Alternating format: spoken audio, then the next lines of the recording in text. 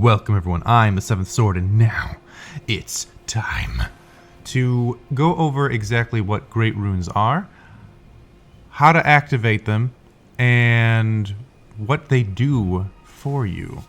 First, we're going to mention an honorable mention Great Rune. This is the Great Rune of the Unborn.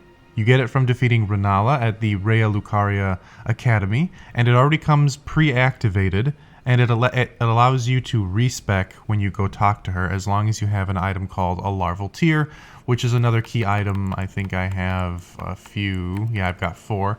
This is what lets you actually respec your character along with the Great Rune. Brief overview of how Great Runes work. When you defeat a Shard Bearer, someone who holds a Great Rune, you then have to find a Divine Tower associated with it and activate it there. Once you activate a Great Rune, it will tell you what its ability is, and you can then equip them at the Site of Grace. Once you activate your very first Great Rune, you can come here and then you'll be able to actually choose from all the Great Runes that you have activated. Now, in order to actually use the ability associated with the Great Rune, you have to then consume a Rune Arc. Once you activate a Rune Arc, you then gain the ability of whatever Great Rune you have equipped. This lasts until death, so once you die, you have to then use another Rune Arc in order to activate the Great Rune's ability. But if you're really good at the game, you could theoretically use a Great Rune forever. Great Runes do not work in other people's worlds, except for one specific Great Rune, which is designed to actually work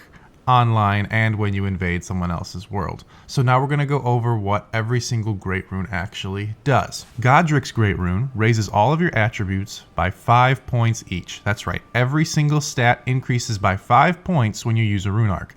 This is very effective if you want to use a certain spell on a boss that you don't have enough intelligence for, or use a specific weapon that you don't have enough strength or dexterity for, things like that. It also gives you just a great boost in HP, FP, and stamina because those all increase by 5 points. Now we'll go on to Reichardt's Great Rune. Reichardt's Great Rune restores HP upon defeating enemies. This is really good if you stack it with other abilities that already restore HP. For example, if you have the talisman that slowly restores your HP a little at a time. There are already other talismans that also restore HP when you get assassinations and things like that. So you can definitely create a pretty ridiculous regeneration build when you have Reichartt's Great Rune active. Next we have Radon's Great Rune, which raises maximum HP, FP, and stamina. Now I believe that it increases those 3 attributes more than you would get from the 5-point increase from Godric's Great Rune. Otherwise, if it doesn't, that would make it a completely useless rune. I was a little disappointed in this one. I was also kind of hoping it might make give you some sort of power up or resistance with Scarlet Rot, but they just decided to go the standard maximum HP, FP, and stamina. I personally think Godric's Great Rune is just better overall because not only do you get still an increase in those attributes, you also get an increase in every single other attribute, and you get 40 levels. It's awesome. Next we have Morgoth's Great Rune, which just greatly raises your maximum HP. Just increases your HP by a ton, and it allows you to take more damage. Next we have Mog's Great Rune. Mog's Great Rune is very vague. It grants a blessing of blood to phantoms, so I'm going to explain what this actually does. This rune serves 2 purposes. It serves cooperative play, and it also serves invasion play. When you have cooperative play, you bless all of your cooperators with the blessing of blood, and then when they kill enemies, they're restoring your HP. So they are healing you as they fight for you.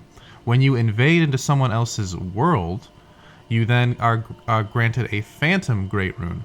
It's a consumable item, and when you use it, you then will do more damage when you cause bleed. And then I believe when you kill an enemy player, you'll also heal yourself, keeping you in the fight. So it's really good for cooperative play and if you want to invade other people. And last but not least, we have Millennials' Great Rune. This one is attacks recover HP after damage is taken. So this is very similar to Bloodborne. In Bloodborne, when you took a hit, there was a certain amount of health that you lost, and if you attacked within a certain amount of time, you could get all that health back.